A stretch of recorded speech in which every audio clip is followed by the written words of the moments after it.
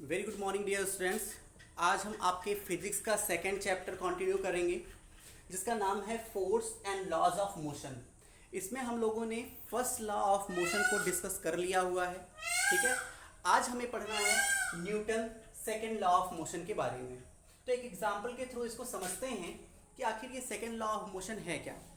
चलिए मान लेते हैं दो ब्लॉक हैं आपके पास ए एंड बी दो ब्लॉक हैं। ये कहा गया कि 5 सेकेंड के अंदर इसमें 0.25 की वेलोसिटी प्रोड्यूस करनी है। कितने टाइम में? 5 सेकेंड में। ठीक है, और दूसरे वाले ब्लॉक में बोला गया कि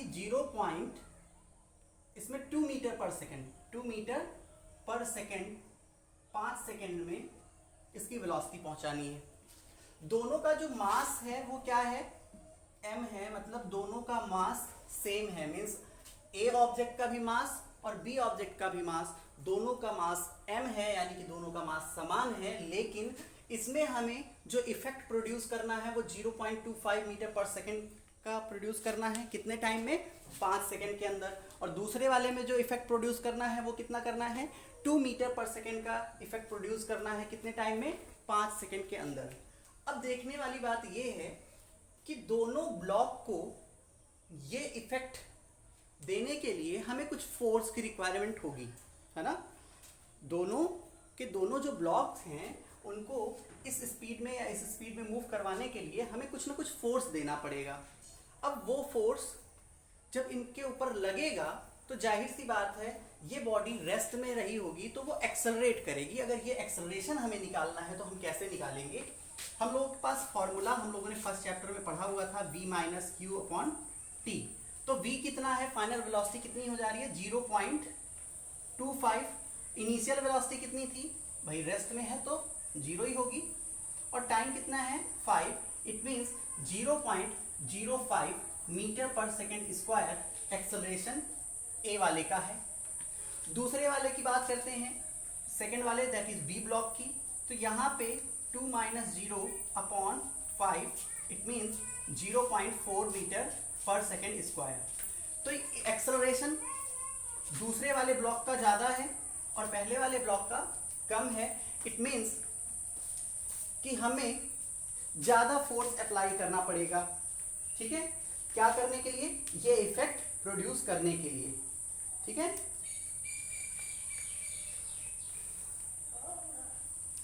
अब आगे देखते हैं। इन टोटल हम लोगों ने यहां पे ये देखा कि जो फोर्स है वो कम लगेगा किस कंडीशन में? जब इतना इफेक्ट प्रोड्यूस करवाना होगा। और फोर्स कब ज्यादा लगेगा? जब ये इफेक्ट शो करना होगा हमें। ठीक है, मींस जब ज्यादा फोर्स लगाओगे तो ज्यादा इफेक्ट शो होगा, ज्यादा एक्सेलरेशन होगा इस बॉडी में। जब कम फोर्स लगाओगे तो कम इफेक्ट शो होगा। ठीक है, एक्सेलरेशन भी क्या होगा? कम होगा। तो इससे ये प्रूव हुआ कि जो एक्सेलरेशन होता है किसी भी बॉडी का वो डायरेक्टली डिपेंड करता है किसके ऊपर? फोर्स के ऊपर। किसी भी बॉडी का जो एक्सेलरेशन होता है वो डायरेक्टली डिपेंड करता है किसके ऊपर? फोर्स के ऊपर। ठीक है, अब इसी चीज को हम और अच्छे से समझते हैं। ये तो पहली कंडीशन हुई। दूसरी कंडीशन हमें क्या लेनी है कि दो ऑब्जेक्ट लेने हैं, एक का मास ज्यादा है और दूसरे का मास क्या है? कम। दो ऑब्जेक्ट लिए हुए हमने ए और बी। एक का मास ज्यादा है और दूसरे का मास क्या है? कम है। अब अगर मैं ये कहूं कि दोनों ऑब्जेक्ट को 1 मीटर पर सेकेंड स्क्वायर का इफेक्ट शो करना है दोनों के ऊपर, मीन्स दोनों को इस तरह से धकेलना है कि 1 मीटर पर सेकेंड स्क्वायर नहीं, 1 मीटर पर सेकेंड कि इसकी फाइनल वेलोसिटी हो जाए। तो यहां पे सोचने वाली बात यह है कि किस वाले ब्लॉक को मूव करवाने में हमें ज्यादा फोर्स लगाना पड़ेगा। देखिए स्पीड तो सेम है, 1 मीटर इसका है और 1 ही मीटर इसका है, लेकिन मास डिफरेंट होने की वजह से हम ये कह सकते हैं कि जिसका मास ज्यादा है उसको धकेलने में हमें ज्यादा फोर्स लगाने की जरूरत पड़ेगी। इन टोटल हम ये कह सकते हैं कि जो फोर्स होता है वो किसके ऊपर डिपेंड करता है, मास के ऊपर भी डिपेंड करता है, ठीक है। F प्रोपोर्शनल A, ये इक्वेशन 1 मान लेते हैं। और दूसरा, force is directly proportional to the mass, यानी कि F प्रोपोर्शनल टू M। अगर इन दोनों इक्वेशंस को हम मिलाएं तो यहाँ पे F प्रोपोर्शनल टू MA आ जाता है। और अगर प्रोपोर्शनल, यहाँ पे प्रोपोर्शनलिटी का जो साइन है वो हटाते हैं हम, तो एक प्रोपोर्शनलिटी का कांस्टेंट आ जाता है KMA, ठीक है। KMA, अगर K की वैल्यू क्या ले लें हम, 1 ले लें, K की वैल्यू कितनी रखें, 1 रखें, तो F इक्वल क्या हो जाएगा, F इक्वल हो जाएगा MA। F इक्वल क्या हो जाएगा, MA हो जाएगा। तो यही जो है न्यूटन का सेकेंड लॉ ऑफ मोशन कहलाता है।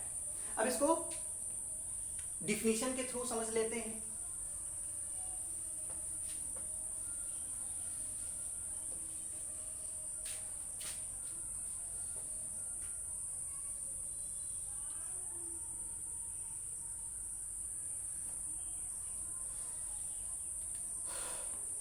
अगर Newton second law of motion की बात करें तो ये किस तरह से स्टेट किया जा सकता है, the rate of change of momentum, क्या बोल सकते हैं हम, the rate of change of momentum of a body with respect to time, the rate of change of momentum of a body with respect to time is directly proportional to the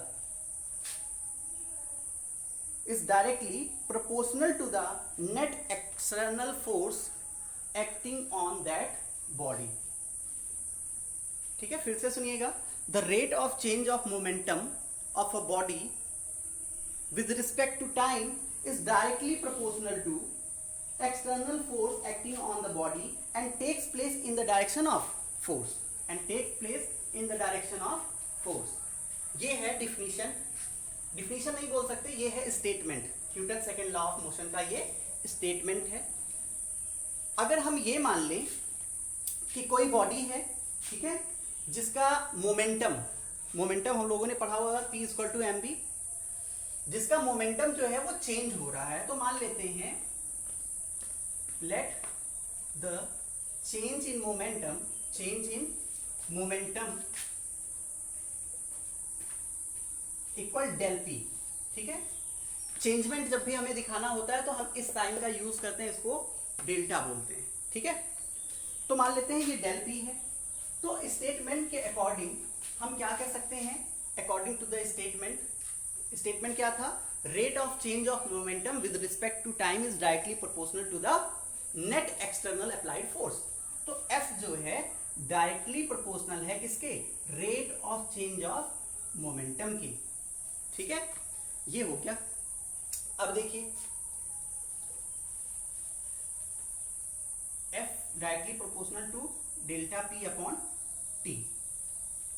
अगर हम यहां से ये proportionality का sign हटाएं, तो proportionality का जब साइन हटाएंगे तो यहां पे एक प्रोपोर्शनलिटी का कांस्टेंट आ जाएगा K, del P upon T।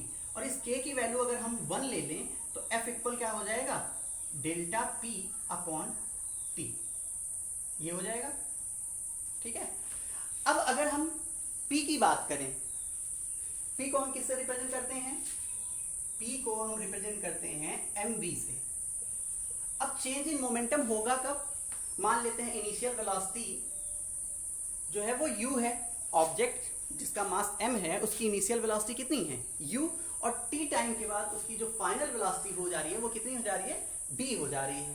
तो हम डेल p की जगह पे क्या लिख सकते हैं, हम लिख सकते हैं mv माइनस mu, ये लिख सकते हैं डेल्टा p की जगह पे। बोलिए, कोई ऑब्जेक्ट जिसका मास m है, अगर वो u इनिशियल वेलोसिटी के साथ मूव कर रहा था और t टाइम के बाद उसकी फाइनल वेलोसिटी कितनी हो गई, उसकी फाइनल वेलोसिटी हो गई v, तो उस कंडीशन में चेंज इन मोमेंटम को हम इस तरह से लिख सकते हैं, ठीक है। अब हमें क्या करना है, F इक्वल यही जो वैल्यू है डेल p की, यही उठा के यहाँ पे रख देनी है इक्वेशन 1 में। तो F इक्वल हो जाएगा mv minus mu upon t। इसको और क्या लिख सकते हैं हम, F इक्वल लिख सकते हैं m v minus you upon T.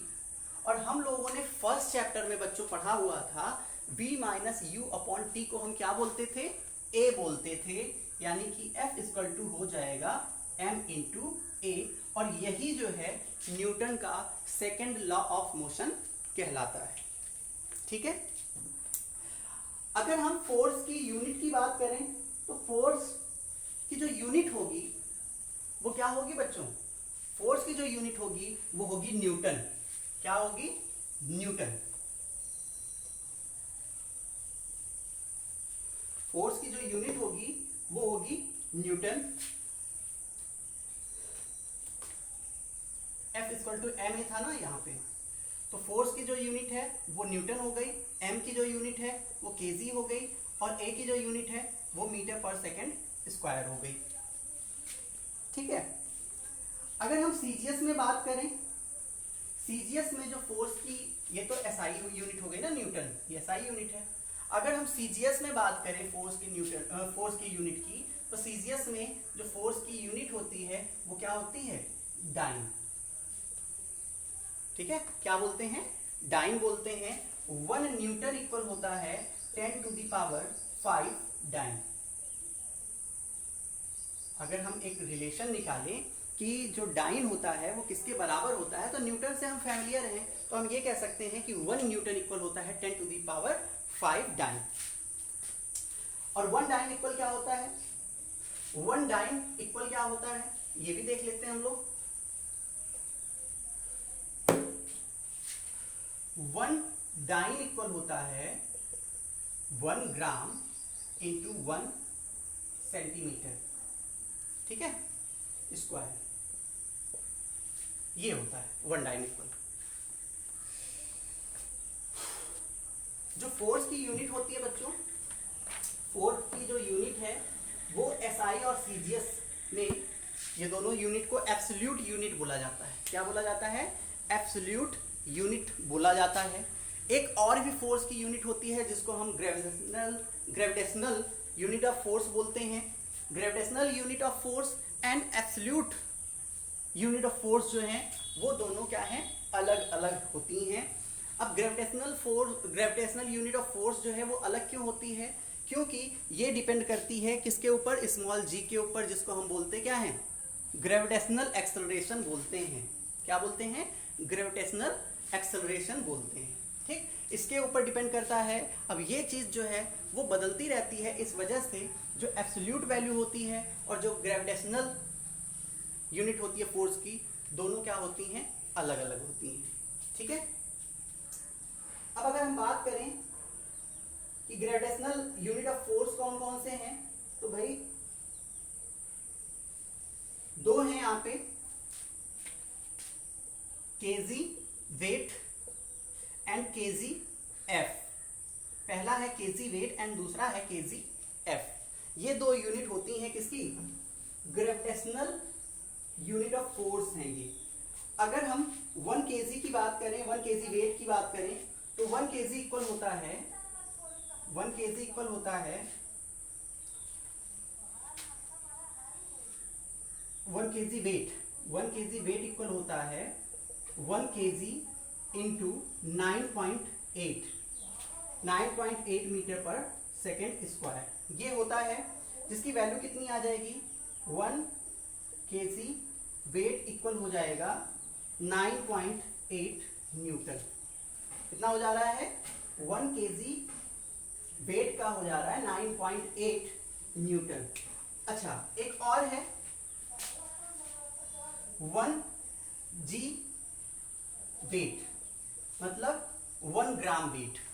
1 gram weight की अगर हम बात करें तो यहाँ पे 1 ग्राम हो जाएगा, और यहाँ पे क्या हो जाएगा 980 सेंटीमीटर पर सेकेंड स्क्वायर, यानी कि ये हो जाएगा 980 सेंटीमीटर पर second square. It means 1 gram weight equal हो जाएगा 980 क्या,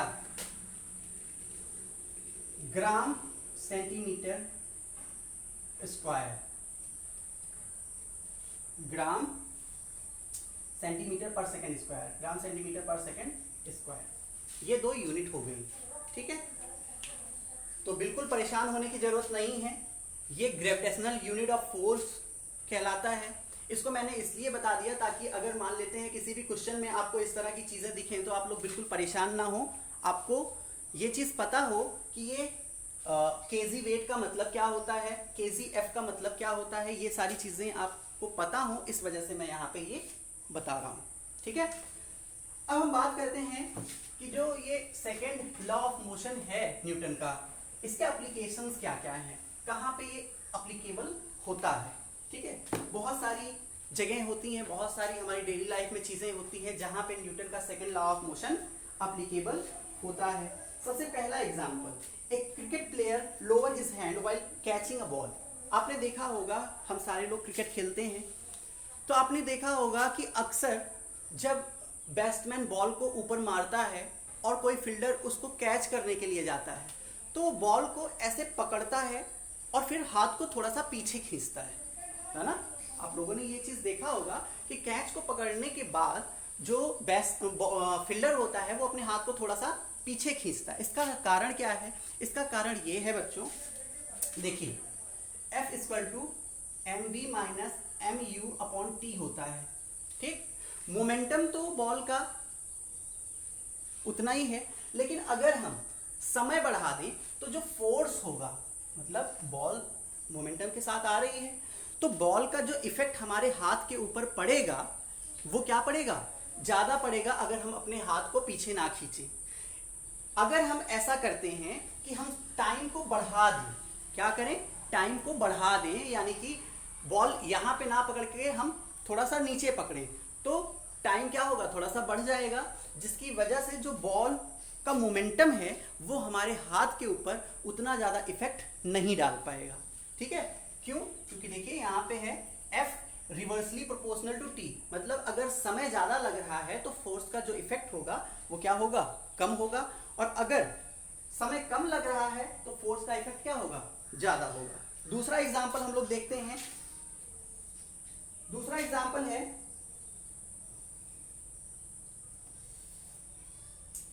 कराटे प्लेयर्स जो होते हैं, कराटे प्लेयर्स आपने देखा होगा बहुत सारी ब्रिक्स को वो एक ही बार में ऐसे तोड़ देते हैं। ऐसा कैसे करते हैं वो?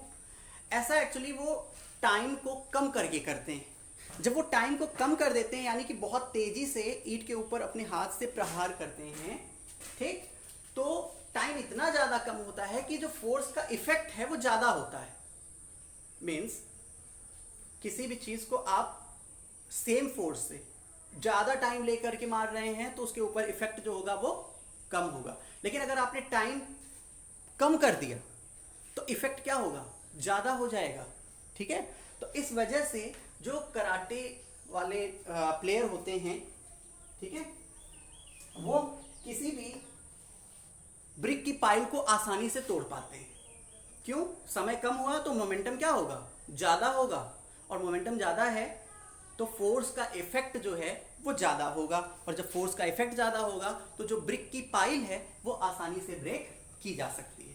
ठीक है बच्चों, तो आई होप आपको न्यूटन का सेकेंड लॉ ऑफ मोशन बहुत अच्छे से समझ में आ गया होगा। इससे रिलेटेड कुछ न्यूमेरिकल्स हैं, ठीक है, वो न्यूमेरिकल हम लोग नेक्स्ट क्लास में पढ़ेंगे। आज के लिए इतना ही। Thank you, have a good day.